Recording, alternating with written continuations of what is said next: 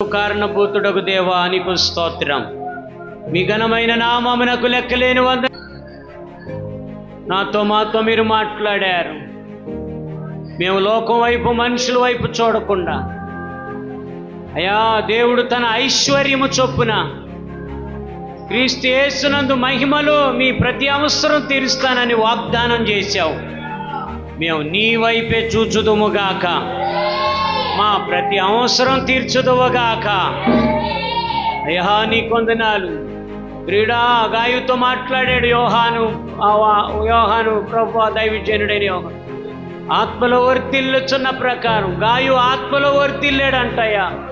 మేము కూడా ఆత్మలో వర్తిల్లుదుముగాక. అప్పుడు మా ప్రతి అవసరాలు తీరుస్తావు కదా.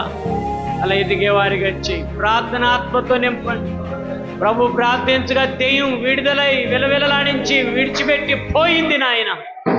మమ్మల్ని చూచి అధికారులు ఆశ్చర్యపోవాలి, మమ్మల్ని చూచి బిడ్డలు ఆశ్చర్యపోవాలి, చుట్టుప్రక్కల వారు ఆశ్చర్యపోవాలి. అలా అవ్వాలంటే దేవుడి శక్తి ఉండాలి, ఆ పరిశుద్ధత ఉండాలి ప్రభు. అలాంటి అనుభవాలతో నింపండి అయ్యా, నింపండి. కార్యం చేయండి. కాకుల్ని చూచి విచారించి చూడండి. వాటికి గరిసెలు లేవు, పుర్రులు లేవు, ధాన్యం లేదు, విత్తవో కొయ్యవో. వాటికంటే ఎంతో శ్రేష్ఠులు. నీతిమంతులైతే విడవబడరు, వారి సంతానం అయితే భిక్షమెత్తరు. నీతిమంతులుగా ఉందురుగాక. విడవబడిన అనుభవం నీకు దూరం అవునుగాక. మనం ఎత్తబడే వారికి ఉండాలి. మన పిల్లలు భిక్షమెత్తుకోకూడదు, సమృద్ధమైన ఆహారం ఉండాలి. వారి పిల్లలు వాళ్ళ చుట్టూ ఒలీవ మొక్కల వలె ఉంటారని 128వ కీర్తనలో చెప్పుకొచ్చేసాడు దేవుడు ప్రవచనముగా. ఎంత మంచి దేవుడు! మనల్ని సమృద్ధి ఇచ్చి పోషిస్తున్నాడు. సమయానికి ఏం కావాలో ఇస్తున్నాడు.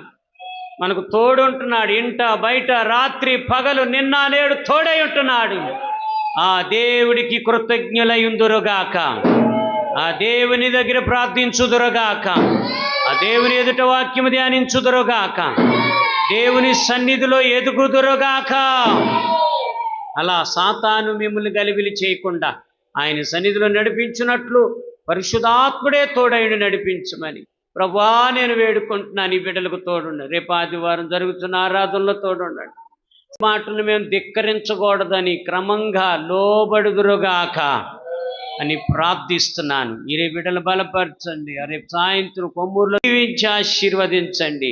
నూతన ఆత్మలను నడిపించి మీరు మాత్రమే మహిమ పొందమని యేసు నామమున అడుగుచున్నాము తండ్రి.